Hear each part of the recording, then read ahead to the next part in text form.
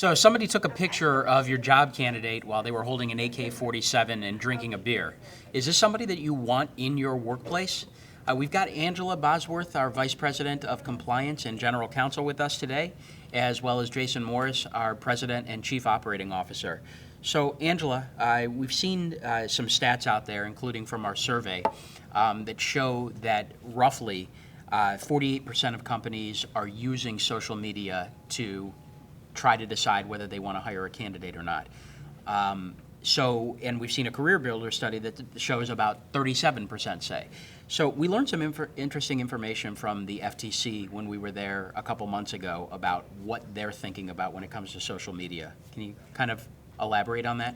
Sure. In our conversations with the FTC, we learned that they are concerned about social media being misused by employers and companies that are potentially out there putting up sites and not really following the federal laws that would typically apply for employment screening. So they made it clear that their enforcement priorities are really looking at these different social media sites and how they're being used potentially by employers, and also mobile apps that might also be used potentially for employment screening. Okay. Jason, what are some of the pitfalls that employers can run into by using a social media background check? I think the biggest pitfall is just not knowing that the information belongs to the person that you're searching. There's no accuracy involved when you're looking at a social media site, just like anything else on the internet. Anybody can put up anything about anyone, and that's one of the biggest things that we're seeing. A great example is we had a client that one of their other employees had found a picture of a new employee on the internet, and he was on the hood of a car snorting 3 lines of cocaine. So they approached him about it and ready to terminate him. Well, he previously was a model for a drug-free workplace ad, and he almost got terminated. If he had, there would have been a big lawsuit behind that. Yeah, and there are also some EEOC considerations in terms of protected information.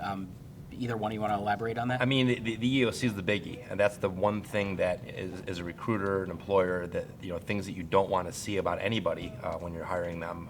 Race protected classes, any of the protected classes that you would find are really apparent right there on the social media site. You can quickly glance and find out that they're pregnant, African American, have a disability, any of the things that you just don't want to see. Okay. There are also, at the same time that there are pitfalls of using it, there's a reason employers are using it. It has to have some benefit. Angela, any thoughts on what the benefits of using it are? Well, I think employers are naturally curious. I think that it's natural to go to Google and look someone up and just to find out a little bit more about the background, maybe if they're a good cultural fit for the organization. Are they involved in activities that you would want to see from a good candidate? There are advantages, and I think the important thing to remember is if you're going to do it, there are some tips that we can provide and some guidance that we can give. I would say that, from a recruiting standpoint, it's a very beneficial tool, but there's things that you have to be careful of. Especially if you're a government contractor, there's Order 11246 and the OFCCP, which means you have to have a pretty consistent hiring practice or recruiting practice and sourcing practice to make sure that you're not creating a disparate impact on minorities. For example, if you're just using LinkedIn for recruiting, the U.S. population is 15% minority or 15% Hispanic and 13% African American, yet conversely, LinkedIn is 5% and 3%. So if you're just using a site like that, you're creating a disparate impact on those minorities. And just to separate, I think there are 2 issues there. One is the recruiting aspect, and the other is the actual hiring decision. Yeah, right. So I think if you are outsourcing your recruiting, you want to know what your recruiter is doing, what tools are they using, and then once you get down to maybe your final list of candidates and you decide, okay, maybe we want to look at social media profiles and see if this is the right candidate for us, you need to think about the things like the Title VII protected class information, and also the Fair Credit Reporting Act, which, if you are using a source that could potentially be considered a consumer reporting agency, you better make sure that you have a release, a consent, and follow all of the procedures for the So FCRA. that's a great segue into what I was going to ask next, because there's a difference between an employer conducting that social media background check on their own as opposed to outsourcing it through a third party. Can you guys offer some assistance as far as the differences? Well, I mean, the FCRA truly only applies to when a third party's in place. If an employer does it on their own, technically the FCRA does not apply. To take it a step back, though, maybe before even talking about that, the one thing that an employer really needs to be conscious of is, do they have a policy, a social media policy? Because once you don't hire somebody or once you terminate somebody, they can make the claim that you did that or didn't do that because of something you saw on a social media site. If you've got nothing to back that up, I mean, they're going to make a claim and they're going to win. If you have a policy saying we don't use social media sites and we train our people on the use of these policies regularly, then you have backup in court to say, no, we don't look at these sites because here's our policy.